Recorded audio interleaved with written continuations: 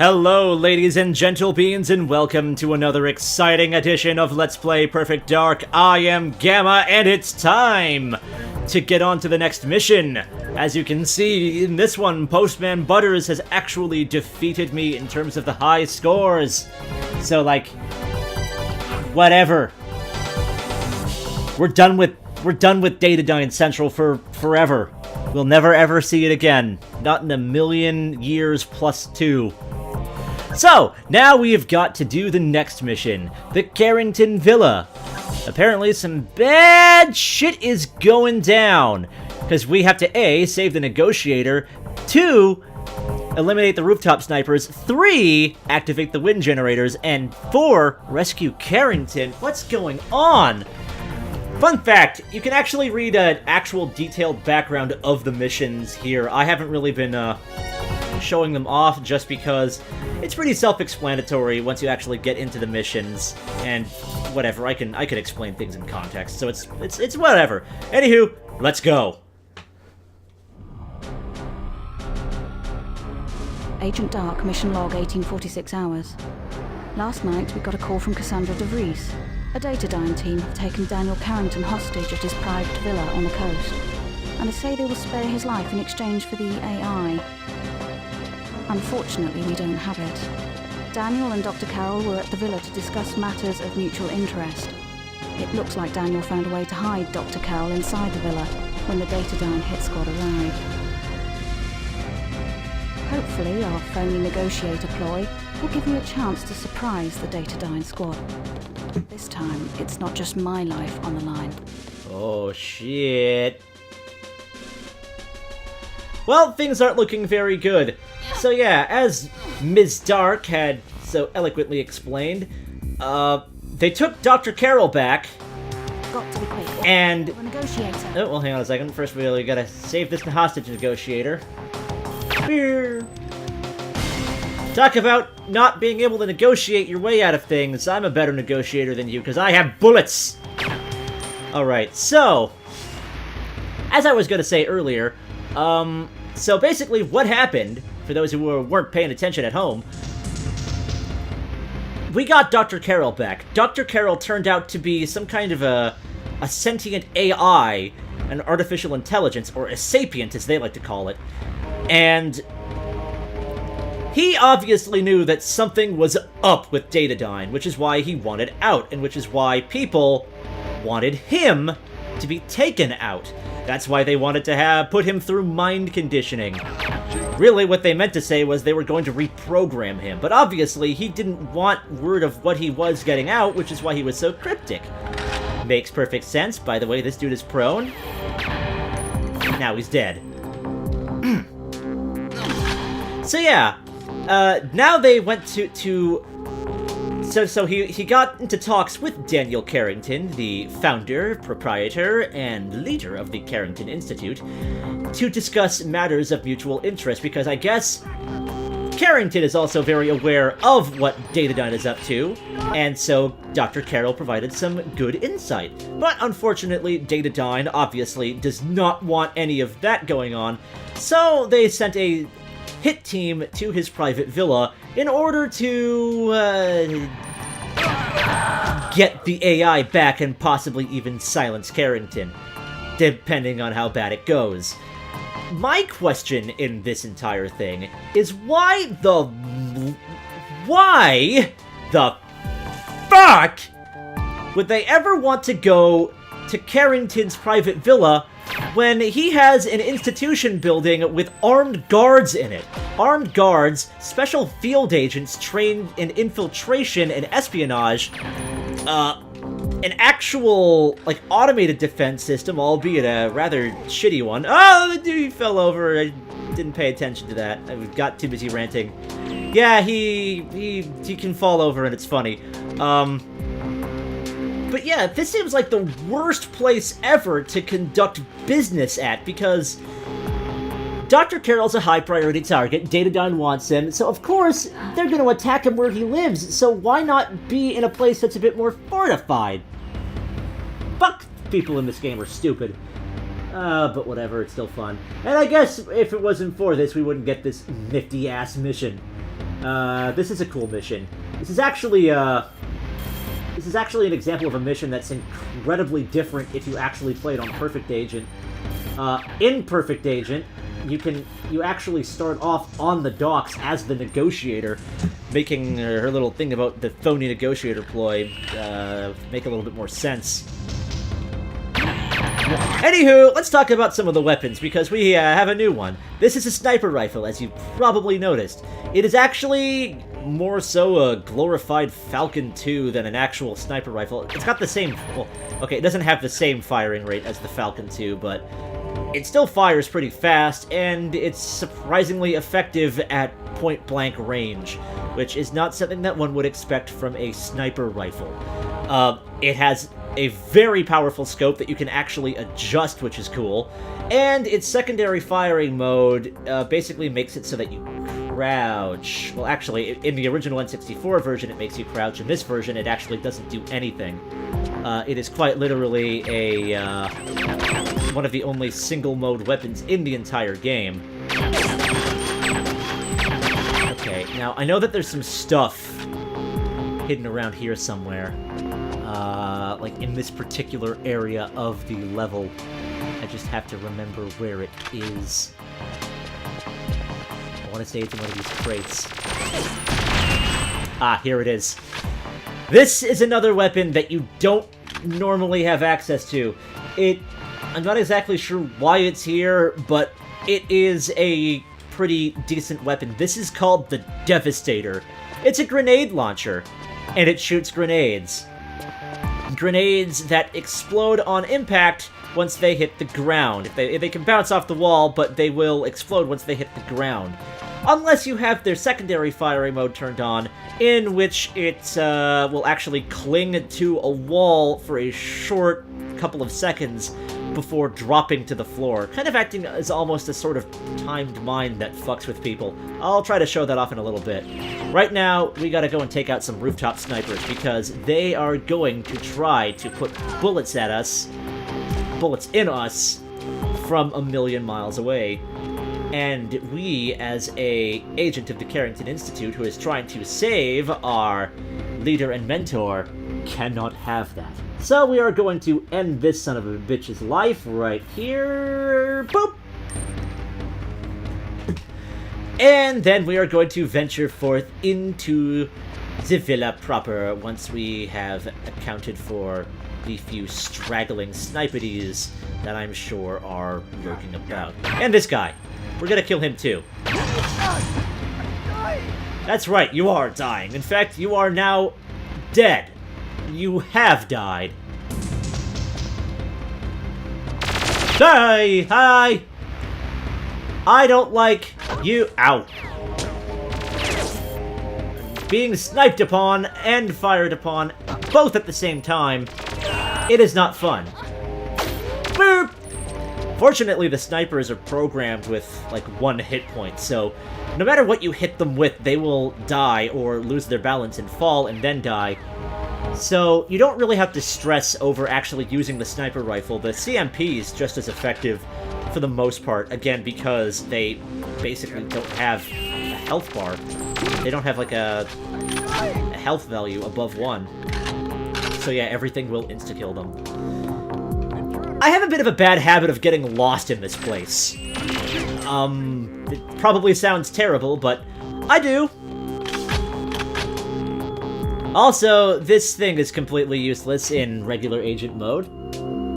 But we're gonna take a quick gander at it anyway, because apparently this thing is running a super old version of Windows. I'm actually trying to figure out what the folder contents of this thing are, because yeah, apparently they're in something. This whole part though just seems kind of weird. It's running a terminal or something. God, I really hope that there were no sensitive files on here that a dataDyne hacker could break into if you were to play on Perfect Agent mode, because that happens! Yeah, some of the Perfect Agent mode objectives are actually kind of bullshit. There's one in this level, actually, where you have to capture a dataDyne guard. It doesn't exactly tell you how to capture the guard. Basically, you have to knock a guard out, and you have to do it before you get to the final area of the level. Otherwise, the mission objective will count as a failure. It's really freaking weird. Also, I would just like to comment on this very interesting looking toilet shower combination. Every once in a while, not all the time, but every once in a while, you will actually find a body here. I'm not kidding. You will actually find a body in this shower. It seems to kind of come and go whenever it wants, but and unfortunately in this particular run through, it has decided not to show up. But trust me, it sometimes does show up, and I want to know fucking why. What is wrong with Carrington? Also, there are a lot of, like, living areas in this place, and nary a TV in sight. What the hell does he do? Does he just stand here and look at pictures? Does he go on that one little computer in that, like, little space over there and, like, play Minesweeper?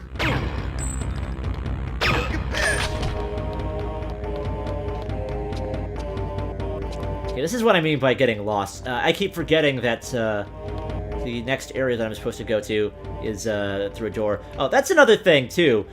This is a little thing that they actually added in this version that wasn't in the N64 version, I don't think. There's actually some very rudimentary, physics going on. You can actually push some items around. It's kind of fun, actually.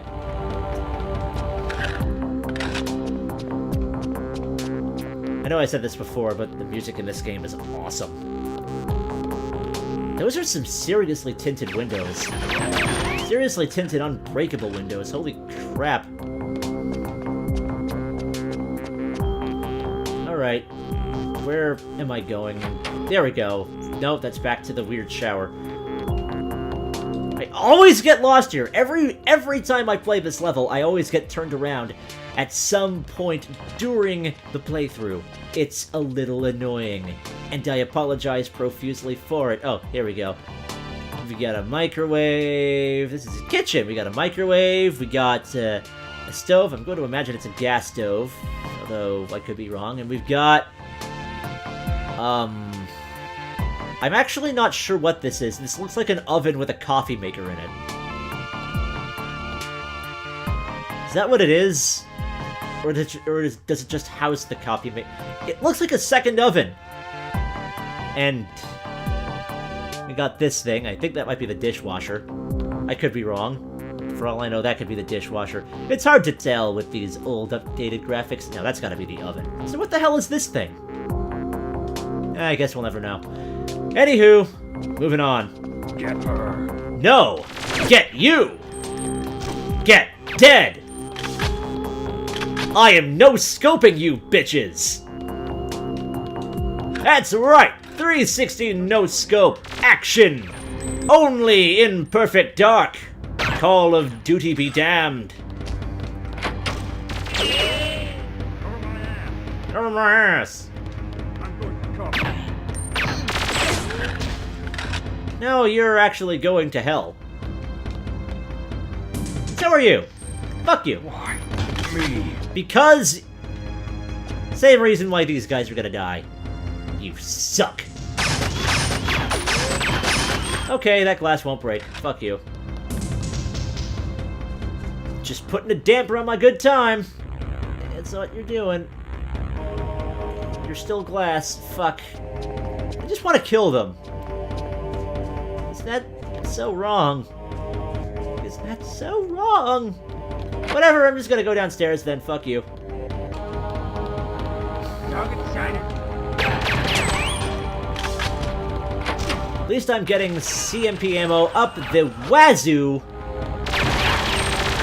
I'm gonna die. I'm gonna die! Oh, shit! Okay, that wasn't good at all.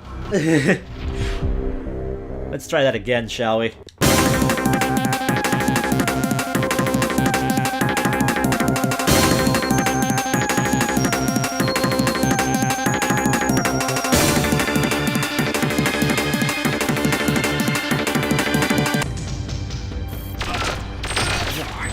Wow, that was a weird animation.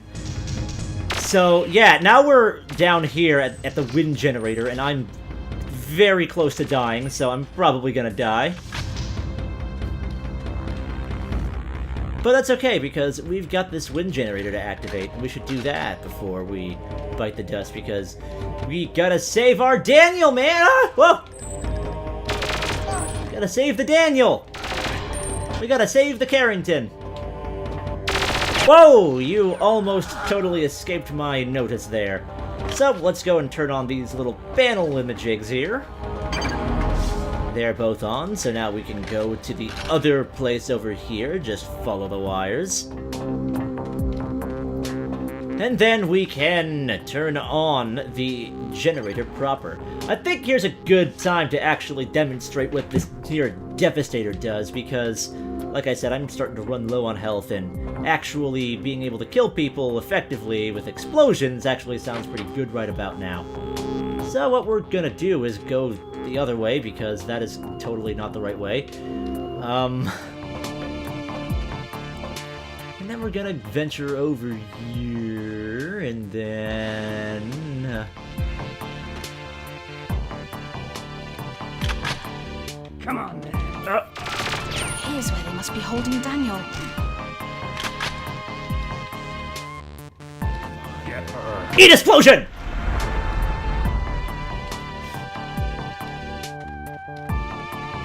Might have been a little excessive, but... who cares? Oh. Maybe I might care.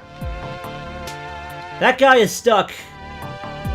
That guy is stuck in the wall. Oh, wait a minute. I thought I activated the stupid panel. Okay, I guess I didn't. Come here. Or I did, I just went the wrong direction. Oh well, whatever. Wall hugger mode! Totally didn't do any help, but that's what the wall hugger looks like. And does. Oh, gotta be careful, cause I'm hanging by a thread here. Sorry, Daniel, your wine collection is going to have to be collateral damage for the rescue effort.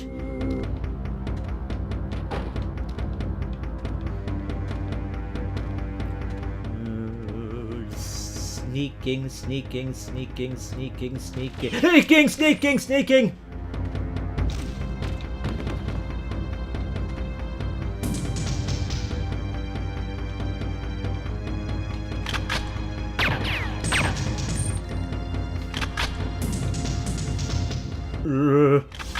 Okay.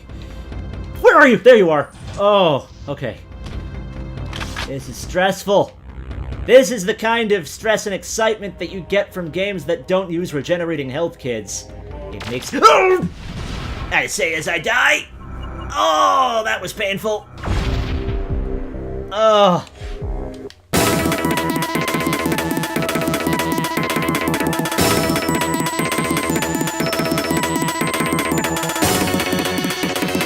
Alright, so we're back here now. We're back at the wind generator, which is, you know, where the things usually starts falling apart. So we're gonna get shot, and then we're gonna shoot him, and then we're gonna turn on the panels, and then we're gonna pray to friggin' God that I can actually get it through this time. So just follow the wires, follow the wires, follow the wires. Shoot like crazy, get a little twitchy, aim, and then aim, and shoot. And then he's just gonna fire over there for some reason. Jesus, I thought I had spastic aiming. But no. Apparently this guy's worse. Oh, did I not turn on one of them? Could have sworn I turned on one of them.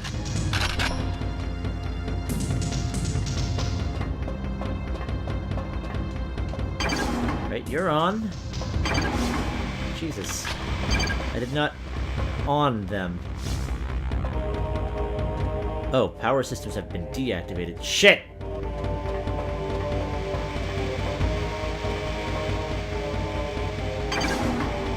Alright. Alright. So I switched one of them on, but I turned one of them off. Yes! This is going incredibly smooth. There we go, now the wind generator's back online. Now we can open doors. Target Here's where sighted. they must be holding Daniel. Come on.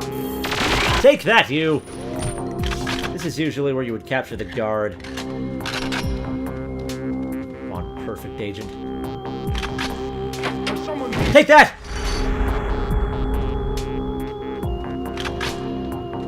I don't care how excessive that was. It was necessary.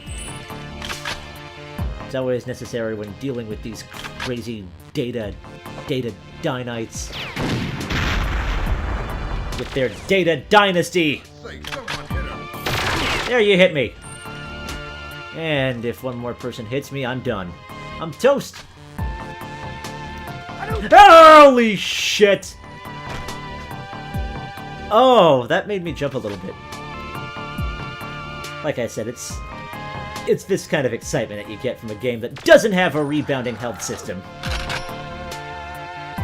Because now I'm on my last sliver of health, I have to be extraordinarily careful. But it looks like I've cleared out everyone in this room, so it's time to carry on the family tradition that pretty much everyone does. The tradition that you pretty much have to do. You gotta do this if you're playing this level. You got to completely fuck up Carrington's wine rack.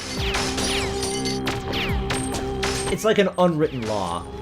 It's so tradition that there's actually an achievement for doing this.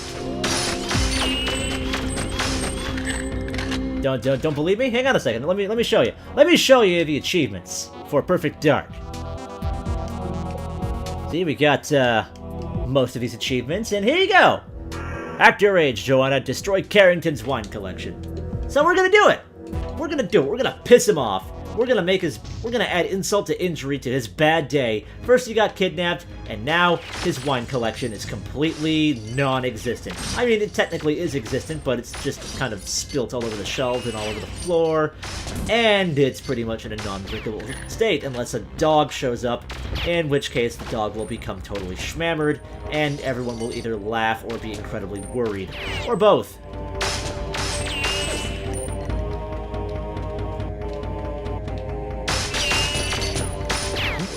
Fear my skills where I hit sometimes and miss almost half of the other times. This is the kind of expert shooter gameplay that you can expect from console gamers such as myself. I mean, I do some PC stuff every once in a while, but I am more often than not a console user, especially considering that I'm a little too lazy to constantly upgrade my video card when I'm also constantly trying to upgrade my consoles. I mean, I don't even know how long it's going to be before I actually switch to the PlayStation 4 Pro or the Xbox Scorpio. So, in the meantime, I'm just going to break wine glasses. Because that's what normal people do in their spare time. Isn't that right, Carrington? Bet you really like this, don't you? God, how many of these are there? Yep, there we are.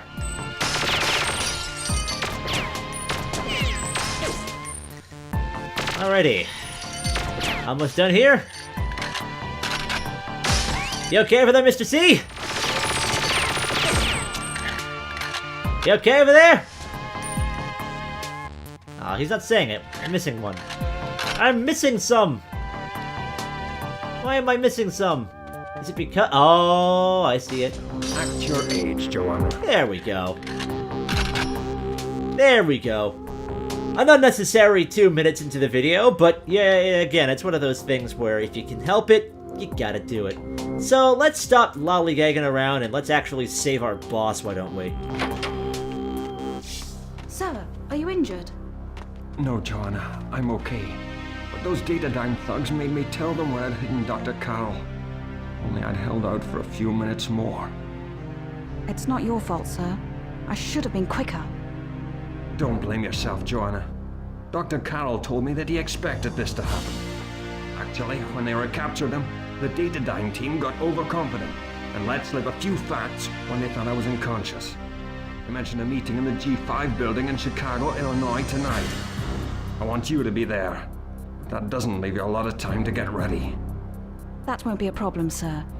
So, did Dr. Carroll have any useful information for you? Oh, yes, indeed. He certainly did. And I'll brief you when you're on your route to Chicago. We might still be able to help him, even after those butchers remove his personality. Oh. He thinks they'll keep a copy of it in a safe place. About time I called in some friends to deal with dataDyne. Oh. What's going on now? Well, first off, I just gotta say, butchers. Okay. You realize that Dr. Carroll is a robot, essentially. they're extracting his personality files, yeah, sure, but I wouldn't necessarily call them butchers. Hackers, maybe. Assholes, definitely, but usually when I think of a butcher, I think of somebody at a meat shop or some shit, but whatever. Also, friends. I think something is about to get super, super serious over here, but the only way that we'll be able to find out is to tune in next time on Let's Play Perfect Dark.